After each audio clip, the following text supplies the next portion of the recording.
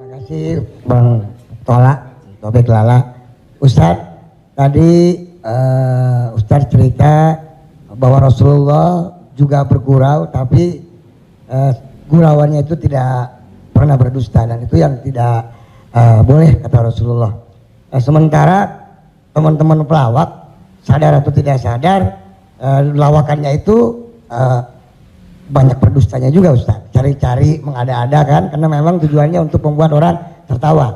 Tapi kalau saya kan, maaf, saya bukan pelawak, saya peragawan Ustaz. Jadi peragawan pakaian anak-anak. Jadi saya dengar dusta kan gitu ya. Contohnya kayak tadi gitu. Atau Bopak umpamanya dia mengatakan dirinya ganteng, dia cerita bahwa banyak cewek yang suka sama dia, itu kan berdusta Ustaz. Iya kan? Fitnah kan? Kita Willy. Enggak, tapi kalau soal ketampak. Jadi mohon dijelaskan kembali oleh Ustadz Abdul Somad batasan bagaimana di dalam melawak yang tidak boleh berdusta, sehingga kalau memang ternyata pelawak tidak boleh berdusta dalam melawakannya, mungkin saya sedang pikir-pikir dulu untuk melanjutkan profesi jadi Ustaz. Saya takut langsung neraka. Terima kasih Ustaz Abdul Somad. Assalamualaikum warahmatullahi wabarakatuh. Ada saatnya kita berilustrasi, menceritakan suatu kisah.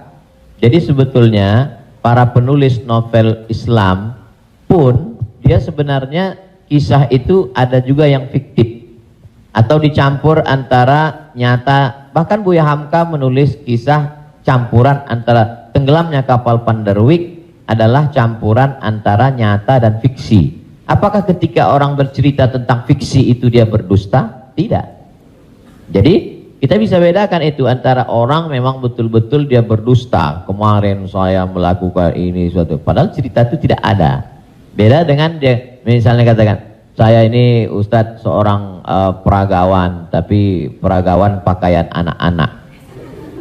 Tidak. Mas Ginanjar tidak sedang bercerita kemarin di mall saya memperagakan pakaian anak-anak Pak Ustadz, ketika saya pakai pakaian anak SMP semua ketawa. Itu dusta. Tapi ketika dia katakan cerita awal tadi, semua orang tahu bahwa dia tidak sedang memperagakan pakaian anak-anak, dia hanya sedang menunjukkan tentang dirinya. Secara sebenarnya di balik kalimat itu Mas Ginanjar sedang menjatuhkan dirinya di hadapan orang lain, kan? Dan kita tertawa dengan dia menjatuhkan dirinya. Mohon maaf bahwa beliau mengatakan fisik saya seperti anak-anak dan saya andai pun menjadi peragawan hanya sesuai memperagakan pakaian anak-anak. Hari ini orang tidak menjatuhkan dirinya, dia menjatuhkan orang lain, menjatuhkan tokoh agama, menjatuhkan ustadz. Ada suatu kesalahan dalam cara dia berpikir. Bahwa beliau menjatuhkan dirinya, dia tidak usah.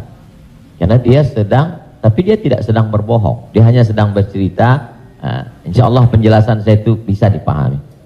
Yang tidak bisa itu adalah ketika orang seolah-olah dia bercerita, dia kemarin saya sebuah cerita seakan-akan orang mengatakan dia nyata. Padahal sebetulnya hanya bohong belaka supaya orang tertawa. Itu yang dilarang oleh Nabi Muhammad SAW. Wallahu a'lam.